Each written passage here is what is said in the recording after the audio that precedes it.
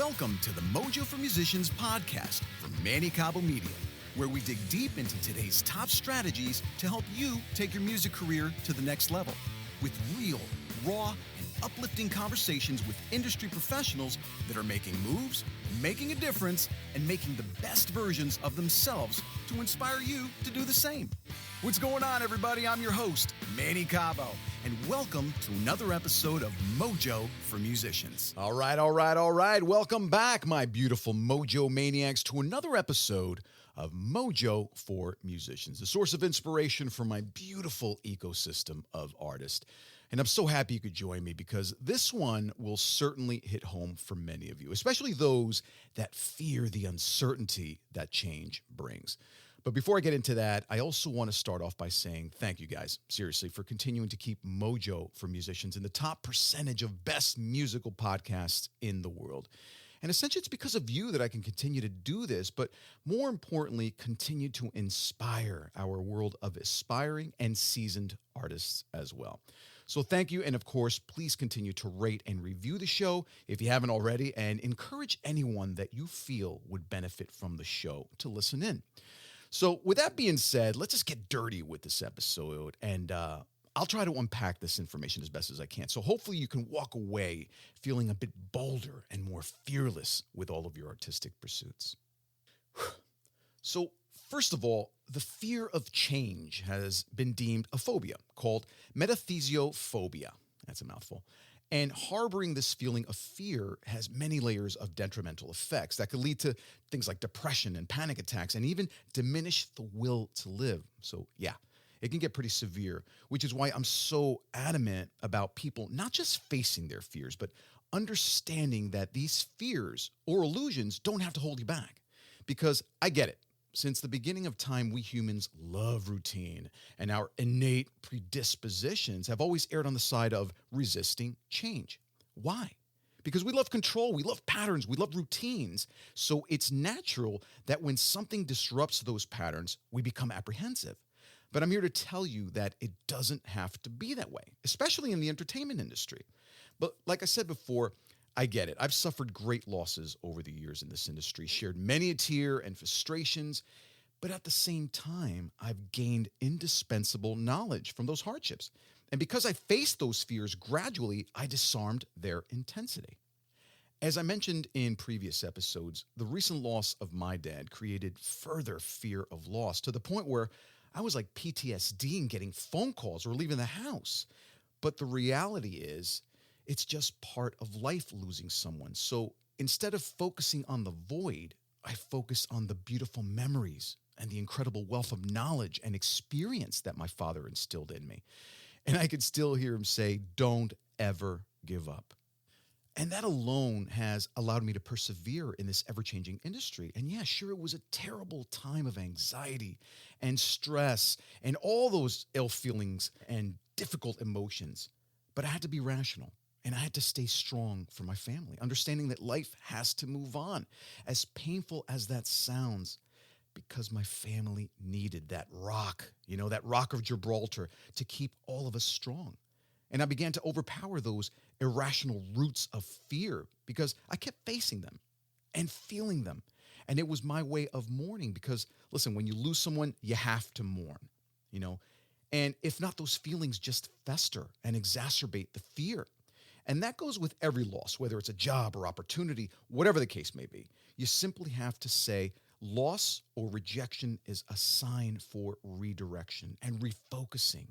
And that's where many of us fail. And fear is certainly a natural survival instinct. Let's face it, it's embedded in all of us. It's that fight or flight mechanism that gets triggered. So that's why it's so important to recognize that avoiding change is also a symptom of phobia, because you begin to nullify everything that's potentially new, and you begin to harness these comfort zones that you refuse to come out of, which is undoubtedly going to hinder any type of positive performance. I've seen this firsthand where people honestly go to great lengths to sabotage relationships. It's insane, making excuses that can destroy your social, your personal, and professional lifestyle. I can tell you from my own personal experiences, 2020 was hell. I mean, it completely obliterated all three careers that I have as an artist. We're talking my music, because let's face it, all the shows were canceled, my tours were canceled, my residencies were canceled, all of my photography jobs were canceled because I'm an editorial music photographer. And when musicians can't play, they don't get paid. And how the hell are you going to pay for images, right? And of course, my acting. So, yeah, I was hit pretty hard. And I could have easily spiraled into this rabbit hole of despair and fear. But let's be honest, that's not going to do anything. That's not going to help anything. It's going to worsen things, you know? It sure as hell is not going to help me pay the bills. So instead, I began to truly quiet my mind through meditation, self-hypnosis, where I was actually able to tackle and break down these walls of limiting beliefs that essentially I was creating, because that's pretty much what fear was doing. You know, it was fabricating these lies that in turn created a stimulus that was affecting my physical and emotional state of being. And this podcast was the pivotal point that changed everything. And it goes to show you it's the difficult times that define and sculpt who we are. Because for me, talking about the fears that I had was extremely therapeutic, where I was able to consistently talk about my losses with my guests. And I'm talking both negative and positive outcomes, which helped me rationalize these fears and solidify the fact that they were truly just illusions trapped in my subconscious. So I needed to reprogram the what's called neuroplasticity and replace them with positive affirmations. And I know we talk about all the time. Trust me, it's not woo-woo. It helps. And so I continued to create, whether it was a new podcast episode, new music, new social media posts, new Facebook Live performances, whatever it was to keep my forward motion thinking in order. In addition to that, I would also celebrate the little victories throughout the journey. And we as artists, and it drives me nuts, we always forget to do that because why? We're so focused on the next gig that we lose sight of the journey that we're on. And we forget the quote unquote why we started this journey in the first place, because we love it. I can tell you one thing. After losing my dad, and you want to talk about celebrating, every breath that I take, I now celebrate. And it's those little things that we all take for granted. And I soon realized I truly needed to refocus my priorities, and that was take time to smell the roses. And I know we've all heard that, but we fail to do it. So I would quiet my mind.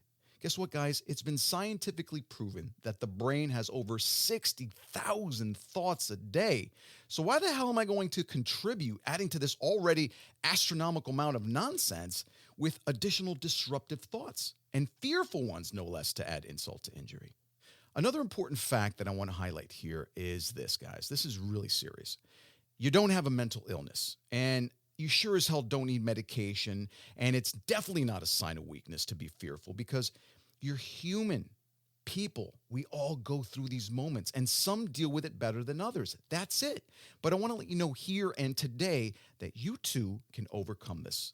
Let's just say, call them minor roadblocks. You know, my first piece of advice is watch your verbiage. Stop using words like I can't, it's impossible, I can't afford that, there's no way I could do this or accomplish that, and immediately replace it with I can.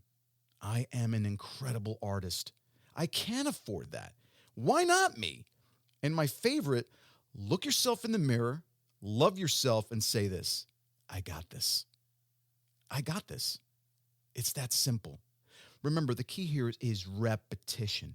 It's like any other skill. The more you repeat something, the more ingrained it becomes. So instead of embracing the fear, start embracing the positivity and the abilities within you. You know, realizing that you've already overcome the most important element of life itself, which is coming into existence. Because you know how difficult it is to be born? It's like, I don't even think there's a number for the improbability, but you understand the point here. So stop focusing on the lack, because that's what you're going to get. Instead, start focusing on the gains, focus on the abundance, focus on the opportunity that change brings, because the more you reprogram your brain to think that there's always a possibility and that everything always works out for you, guess what? It will. And I can promise you that. I'm living proof at 51. I'm still crushing it. The best years of my life are still ahead of me in an industry that ridicules anyone over 21. So let that sink in for a little bit. So, guys, stop making excuses. Get off your ass because you have an incredible uniqueness to offer this world. And it's truly an injustice not to share it with all of us. There's always room for one more. And if you believe it and you can see it, then you can achieve it. And today's guest is someone who has undoubtedly mastered the art of accepting change and how to face those limiting beliefs and become adaptable in this ever-changing world that's been, transitioning since the beginning of time? So definitely stick around because this episode is going to set the record straight. We'll be right back. You're listening to the Mojo for Musicians podcast. To learn more about becoming a guest on the show to share your mojo with us, visit mannycabo.com and send us an email in the contact section.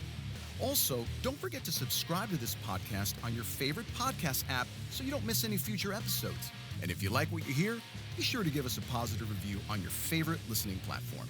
And now, back to the show. All right, welcome back, my beautiful Mojo Maniacs. I'm beyond excited, man. You guys are in for a treat. And I am beyond grateful that this guy was available to offer me just a little chunk out of his insane schedule. But then again, it shows you the type of guy that he is, always want to offer value. He's the editor-in-chief of Entrepreneur Magazine, has his own successful podcast, Build for Tomorrow, which I personally love because it offers such a refreshing approach to embracing the future. And God knows this world needs it right now. He's also an author with a new book on its way this summer, which will certainly be added to my library. And also an amazing and inspiring speaker who's literally made a career out of storytelling. So without further delay, let's welcome to the show the champion of change, as he's coined in the industry, Jason Feifer. What's up, Jason? And welcome to Mojo for Musicians, my friend. What's good? Thank you so much. What a generous intro. I really appreciate it. Well, it's just facts. What are you talking about? Stop being humble because this is all about you. I can't make this stuff up, man. So thank you. I can't tell you how excited I am to have some heartfelt dialogue with you about a topic that has certainly paved my way to success in multiple stages of my life, because I too have made a habit of embracing the unknown. And that could be pretty terrifying for so many people, as you already know, which actually became an impetus for me to inspire our youth of future rock stars and adults as well to face those fears and learn to adapt and be resilient, because essentially everything we want is on the other side of fear, which I learned from my own experiences. And that's why I felt so compelled to have you on the show to help, let's just say, demystify those misconceptions, especially within my musical community, because there has been some serious change for some time now in the entertainment industry. And sure, not everything has been beneficial, but nonetheless, we still need to embrace the change and learn how to leverage it all to benefit our own personal brands. But anyway, we'll get to that. So first of all, tell me what you're excited about right now. What's going on in the world of Jason Feifer? And I know your new book is one of them, I'm sure. And I just got to find a way to get a signed copy of that. But that's another story. I think we can take care of that. Talk to me, man. Tell me, share, indulge us.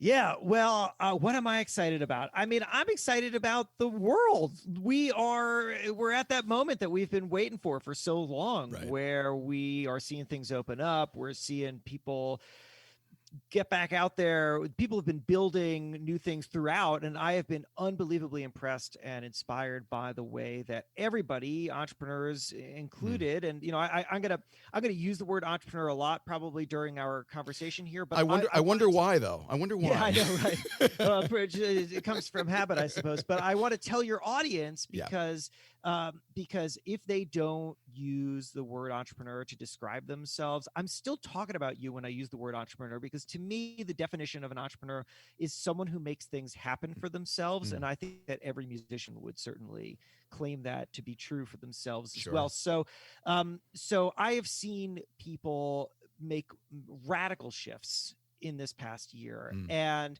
reconsider the impossible and discover that there was so much benefit outside of the boundaries that they had built for themselves. We don't think about boundaries as a thing that we create ourselves, but oftentimes we do. We start to do something, we do it well, we find some success, and we say, okay, well, this is what I am, and this is what I can do, and this is what people expect from me. And then you start to turn everything else off. And we can't operate like that. And I think the lesson from this past year and change, and the thing that I think we need to carry forward with us, is the lesson that when you reconsider the impossible, when you take things that you said, that's not going to work, that's not for me, that's too hard, whatever the case is, when you do that, you oftentimes find great opportunities for growth and to serve other people. And that's worth doing no matter whether you're in a pandemic or not. 100%. I always said that, everything seems impossible until you get it done, right? Yeah. Dude, that's fantastic. But you know what I love about you? And I got to tell you, because I've been moderating so many rooms on Clubhouse, and it's so humbling when they ask me to do these things. But it's always so cool when you just happen to sporadically drop in because you heard a topic or a discussion of interest, and you chime in just to offer value, even when your kids have their own soundtrack going on in the background, which says a lot about a person's character, because you always want to impart some knowledge or even encouraging words. So kudos to you for that. And we all appreciate it. I'm surprised your ears don't ring when you jump off, because we're all talking about you. Dude, that guy is so humble. I can't believe he just jumped in just to say hi. So that's awesome. But oh, that's so nice to hear. I really appreciate that. I love connecting directly with people, and oftentimes don't have the opportunity to do it. And it's funny. I mean, you know it. You create, you put things out into the world. Oftentimes it's actually a pretty isolating experience. Yeah. You sit in a room with yourself, or maybe a couple other people you're in touch with, and you create a thing. And even if that thing then goes out and is consumed by hundreds of thousands to millions of people, you don't see them do it, and you don't often hear from them. And so it is like you just put it out into a void. And so sometimes the coolest thing is actually not producing something for a million people. It's actually just talking to a bunch of people who can talk right back at you. I agree. It's those smaller audiences. Even if you want to compare it to a performance, I love those small, intimate audiences. You feel like you connect so much more. Not that I don't love performing in front of 60,000 people. That's always good too, but it's just a different type of energy, and you feel like you connect wholeheartedly. And I know, because I've seen some of your specials and your stage performances, and it's brilliant. But then again, someone like you can connect with any audience. So let's not be too humble here. But listen, I only have a half hour. I only have a half hour with you. So I want to squeeze in some really strategic questions that I know will certainly serve my community of artists out there. So my first question has to do with adaptability, right? Now, I worked for Apple for so many years, and I realized that the advent of technology offers great advantages, but also creates this, this tension and angst among society, specifically the older generation, but also for those that have fallen into, let's say, a comfort zone with respect to implementing technology that they've perhaps, labored to understand in the first place. And now they're at a point that they're comfortable with it to apply it. And now here comes a wave of new updates or protocols, these beautiful esoteric things called algorithms and NFTs. And so now they're back to this initial state of overwhelmment. So, and this is to point out the fact that the music industry, we heavily rely on social media, but it seems to be ever changing. So what advice would you give my ecosystem of artists out there with respect to embracing all of these nuances and changes, innovations, transitions, whatever you want to call them? It's a great question. I'm going to tell you a story. A story set in the music industry. Sure. So perfect. Okay. The phonograph, the first record player comes out. This is, what are we talking about? 100 years ago? Yeah, and it is revolutionary. Right. In a way that I don't think we can really appreciate right now, because consider it, before the phonograph, before the advent of recorded music technology, the only time that you could hear music was if somebody was performing it in front of you. That's throughout human history, right? Of course. Human history, from cavemen up until the time in which somebody invented the phonograph, that was the truth. You could only hear it if it was performed in front of you. And then suddenly that changed. And that was a terrifying experience for the musicians of the time. Right. Absolutely terrifying. They hated this thing. John Philip Sousa really took up the charge. John Philip Sousa, maybe your listeners know, maybe not. He is the composer of all the marches that you know. Of course. Right. Very familiar. John Philip Sousa. Yeah. So anyway, this guy despised the phonograph, and he wrote all these really fascinating things about it. My favorite argument of his against the phonograph goes like this. When you bring recorded music technology into the home, it will replace all forms of live music, which is to say, nobody will ever perform music in your home and nobody will sing. And because of that, mothers will no longer sing to their children because, of course, why would they do that now that they have a machine that can do it? And because children grow up imitating their mothers, the children will now grow up to imitate the machine, and thus we will have created a generation of machine babies. And this was a core part. Sounds silly, but it's really a core part of a vision that the people of that time had, which was, this thing is coming in and the only thing that it can create is loss. Right. That's it, right? Loss is the full experience of the phonograph. And that, of course, is not true. The problem that we often have with change is that we see loss and we don't see gain. The loss is easy to identify. I used to do this, now I may not do that. And then we extrapolate out the loss and we think that the new thing is going to replace wholesale all the old stuff. And so everything that you knew and everything that you valued is now going into the garbage. But that's not true. You know it, and your entire audience knows what happened thanks to the phonograph. What happened was a creation of an entirely new music industry. Sure. I mean, if there's a studio engineer listening to this right now, your job exists thanks to that new technology. Exactly. And so when we think and see these new things, yes, it will initially look like loss. It will, because it's coming in and it's challenging the thing that we feel like we know. But I am telling you that it continues to. The history of innovation and the history of the music industry is that new things come along and they create growth in ways that we can't even possibly anticipate. And so I think that the opportunity here for everybody is to always be thinking, what can I build from this? How can I be a part of the future here? Not what am I going to lose, but how is this additive to me? How can I gain? Because I guarantee you it's there. It's not going to be easy to find, but it's there. Oh, absolutely. I mean, I was a photographer. Look at the thought process. And this is what killed Kodak after so many years. You know, they knew that they were in trouble, but yet they tried the same things. They didn't want to embrace the change and the things that just didn't work. And they were just completely wiped off the mat with the advent of the digital image, which has proliferated. And look how many doors opened up, especially for photographers. So I get your point. It resonates perfectly. You have to adapt to the change because there's always an opportunity. And, you know, you have to look at that glass half full instead of half empty, because we all have those similar fears. That's brilliant. Fantastic. Question number 2. Now, Sure. I resonate with everything that you say, obviously, because I've embraced my failures. And you know what? I hate that word, by the way, because they're really not failures. They're more like, I don't know, test results that are necessary, because you have to fail because that's the only way to track your progress. And more importantly, conclude that, you know, what works and what doesn't.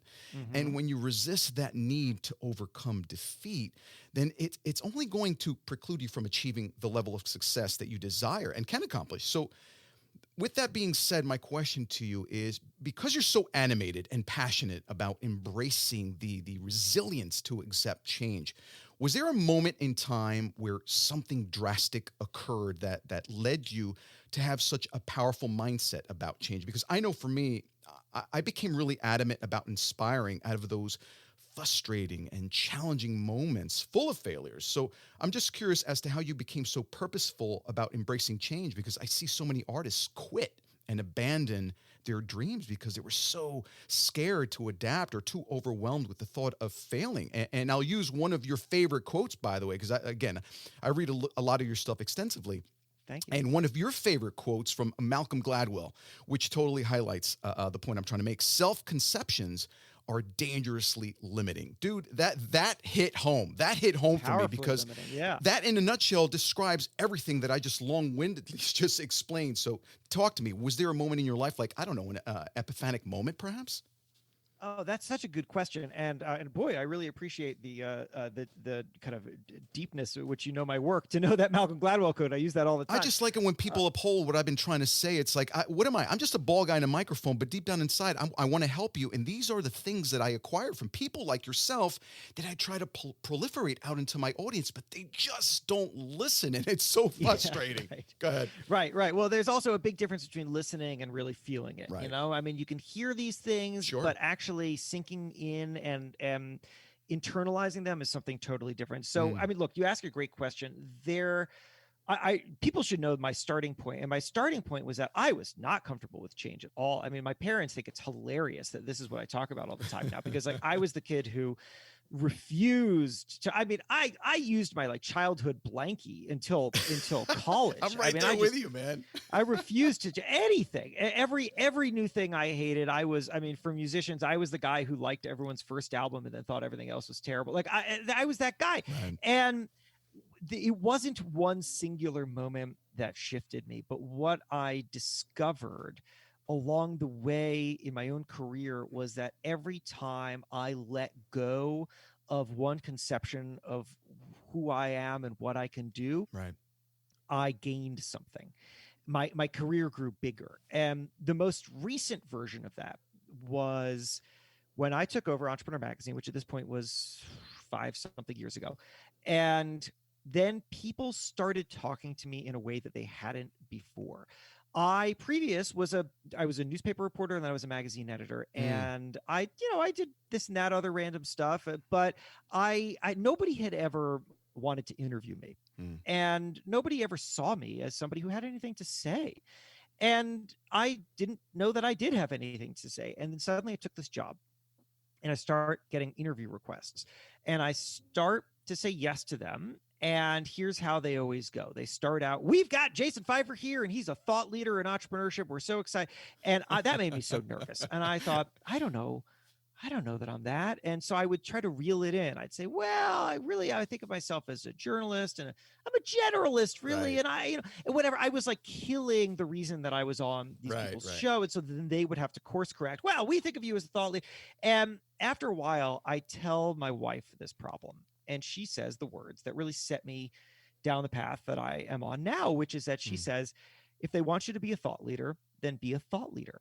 And what I realized was that being a thought leader, the difference between being a thought leader and not being a thought leader is that a thought leader is just willing to say that they're a thought leader. And that's really the only thing. Sure. And I get it. that I had the ability, if I wanted to step into a role that was now being asked of me that I didn't feel prepared for. And I didn't really know what was on the other side of that role. But if I was willing to set aside my discomfort and figure out what it meant to succeed in this role, which goes beyond just saying, all right, well, now I'm a thought leader, right? Like, okay, what the hell am I a thought leader about? What do I talk about? What are my ideas? Right. Now I got to come up with who's my stuff. audience? Yeah. Right. I have to have a whole set list here. Right. And so I set about the very arduous and uncomfortable task of figuring this out. And this meant a lot of different things, right? It meant putting myself on stage in front of an audience when I felt like I had absolutely nothing to deliver to them. It meant going on television and speaking in a way that I did not feel qualified to speak about. And it meant having many, many, many conversations with people in which I listened and I was humble and I thought, how can I be of value to them? And I'll just give you one, because this was a years-long process, and it's a lot to squeeze into just a few minutes of talking here. But I will tell you one. No, please indulge us. You're the one that's got to go, man. But I'll take every bit of information you give me. I appreciate that. I wish. The problem with having like ridiculous days is that you, of course, want to spend like all day just talking to every person that you talk to. Of course, I get it. It's like, man, I hate it. Like, I just is there like not an invention that just doubles my hours? I guess not yet.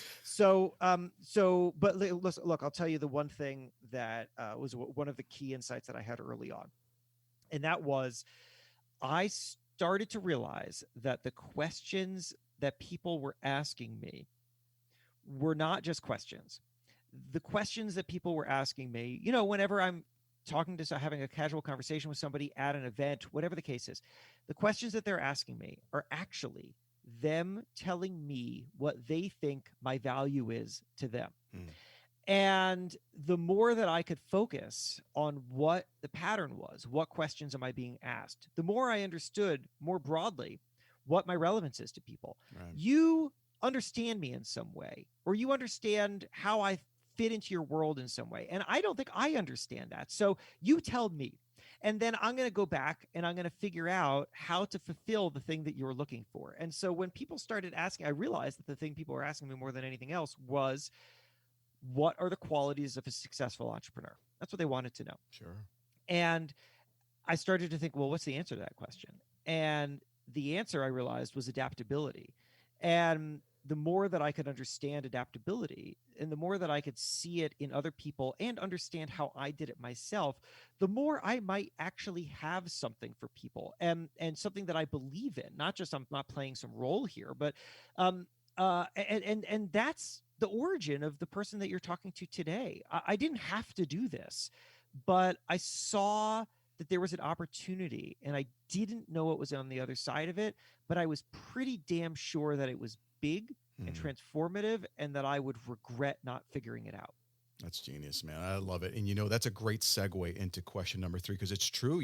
Again, it just upholds what I've been saying. Everything that we want is on the other side of uncertainty and fear. And you'd be surprised the ROI in that. And just by taking the risk, I've always been a big risk taker. That's just me, totally opposite too of my parents, which I guess why there's this great relationship there, but, we could talk about that for hours. So I'm going to jump right into question number 3, because I feel this is going to resonate with you, especially after what you just said. So it's a 2-part question, but I'll make it really quick.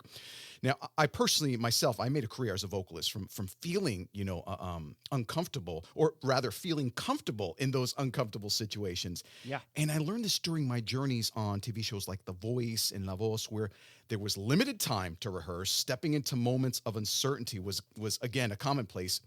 And the whole performing in front of 14 million people worldwide, that kind of hits you at the last second and disrupts your focus. And that doesn't help. But at the same time, it's those moments that I live for, because those difficult moments have defined who I've become as an artist, an educator, and even now as a podcaster, and you as an editor, of course. So it's all relative. So my question to you is, what was the most disruptive situation that you were faced with that you overcame, or how did you overcome it, if in fact you did? And part 2 of that, what would you recommend to my audience of aspiring artists with respect to embracing those uncomfortable moments, especially early on in this, ever-changing career that we call entertainment? Because apparently it is a commonplace to continuously be embracing change on all levels, which can be overwhelming and even scary for some, Yeah. Great questions. And by the way, you didn't ask this, but when you were just describing there, not having a lot of practice time and then having to perform for thousands or millions of people. Yeah. What flashed into my mind was a really interesting conversation I had with a friend named Clint Carter, who I've known through magazine editing for a very long time, and who goes on the Today Show quite a lot to talk about this or that. He does a lot of product stuff. Right. And I was watching one segment, and it was he just killed it. And I emailed him and I said, how did you do that? Like, what, you're so comfortable and you've got so much information in your head. How are you doing that? And he said that it took him a long time to figure this out, but the answer is that when it's game time, you have to think to yourself, the work is already done. Like, this is not the work. Okay. What's coming next is not the work. What's coming next is the fun. Okay. The work is already done. The work was all the prep that I put into it. And if I didn't have enough time to prep, well, then it's all the stuff that I did throughout my career that got me to be able to be in this moment anyway. Leading up to this point. Gotcha. Leading up to this. Like, the work has been done. People oftentimes, I think that they're afraid that, when the camera starts rolling or when the light hits them on the stage, like, now is the work time and now I got to perform. No, man, like, you already did the work. You did the work, and that's why you're there. And it was a really powerful way of thinking about it. So anyway, I just wanted to share that. That's brilliant. Absolutely. So was there a moment for me? I mean, look, I've had so many. You asked about a disruptive moment. I mean, my very first disruptive moment was that I took the small town newspaper job. I hated it. I didn't know how to get out of it. I didn't know what else I could do. I felt like I was made for bigger things, but there were no avenues to get there. And then my only friend at the office quit, and then I had nothing. Ugh. And that is when I realized that I'm sitting around here feeling sour and saying to myself, I could work for the New York Times, the Washington Post, or whatever, right? Like, I could work at this really high level, but nobody at the New York Times or the Washington Post ever was going to call me and say, "Kid, read that story that you wrote about the local diner, bringing you up to the big leagues," right? It was never going to happen. Right. And so what was I doing sitting there being grumpy about it? I had to go to them. Like, I can't sit around waiting for people to come to me. I have to go to them. And so that's what I did. I quit the job. And I sat in my bedroom in Holden, Massachusetts, literally next to a graveyard. I was like sharing it with a couple friends. My rent was $500. It was a dump of a place.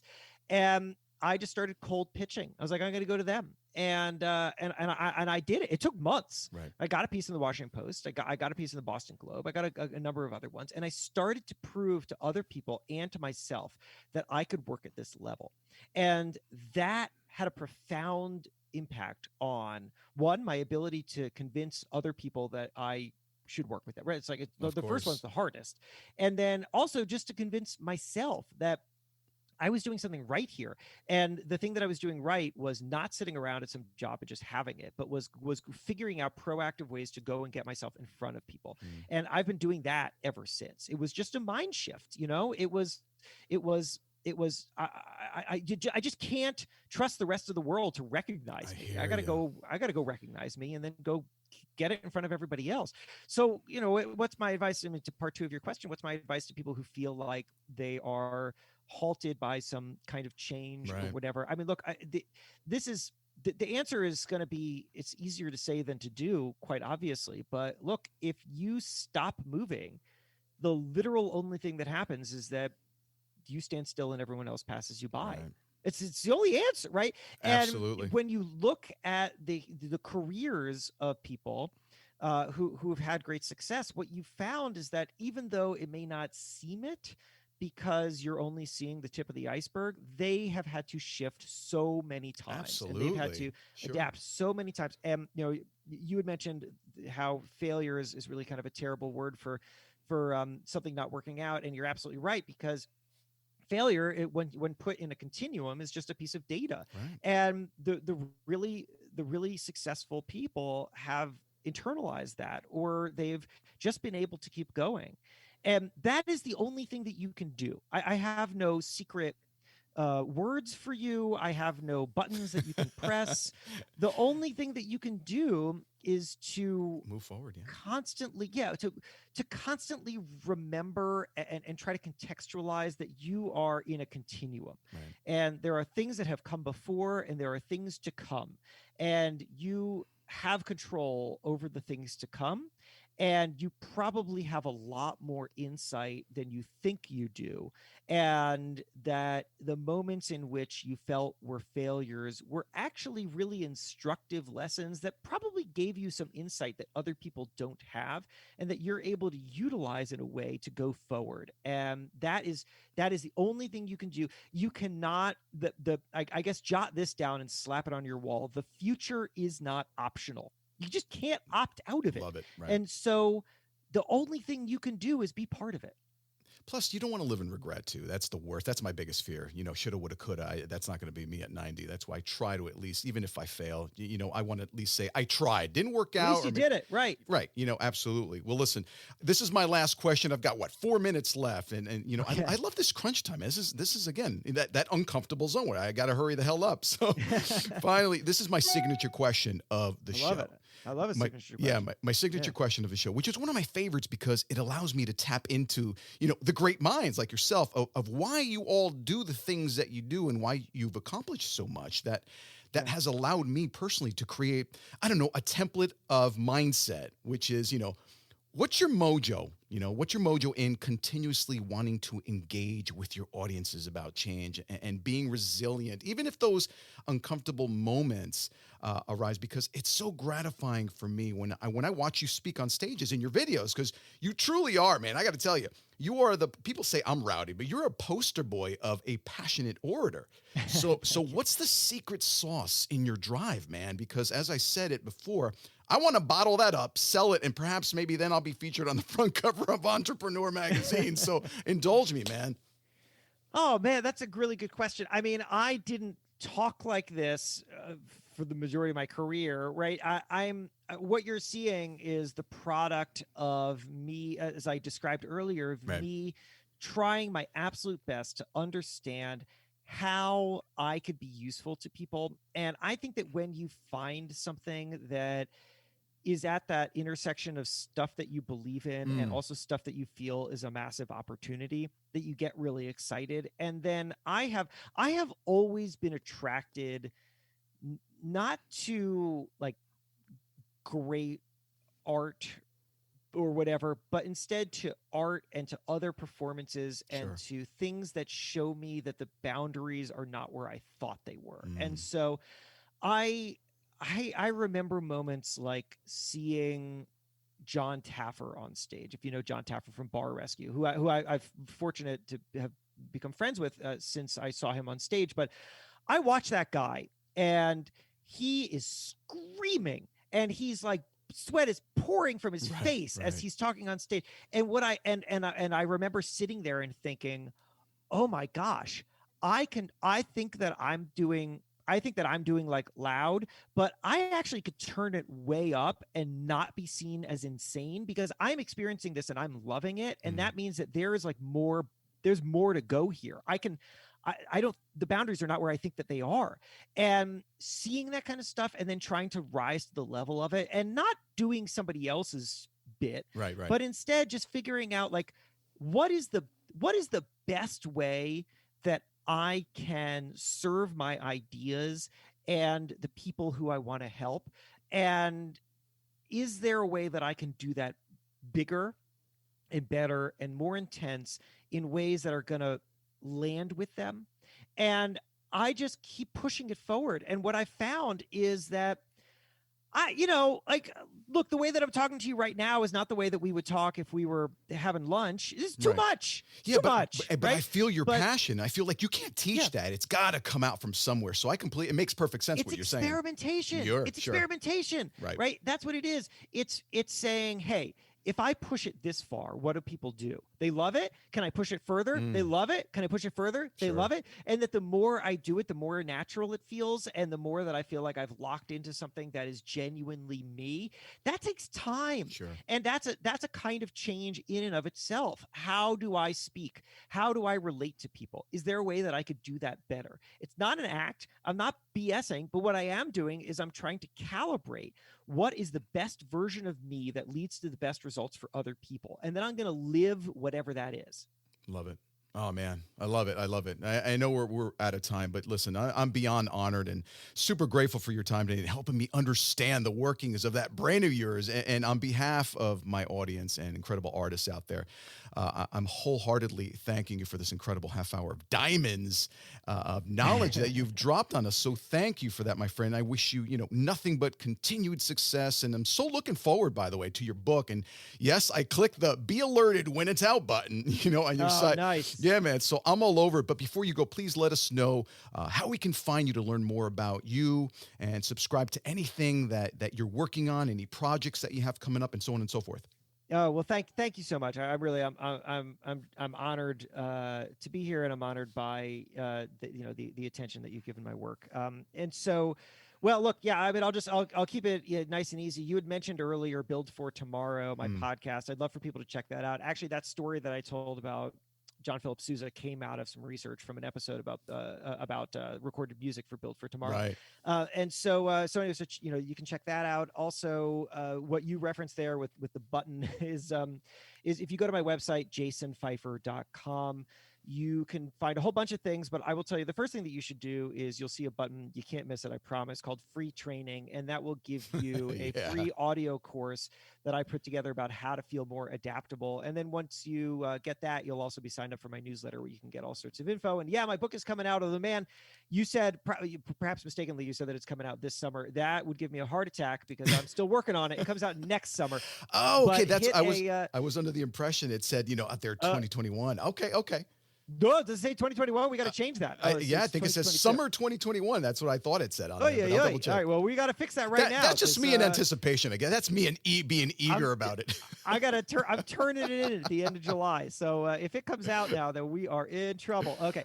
So anyway, you can check that. But Build for Tomorrow and jasonfeifer.com are great places to go.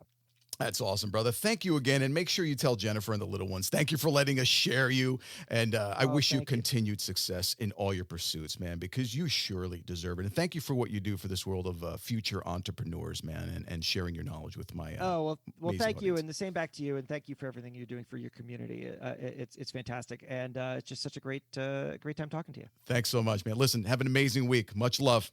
You too. Take care.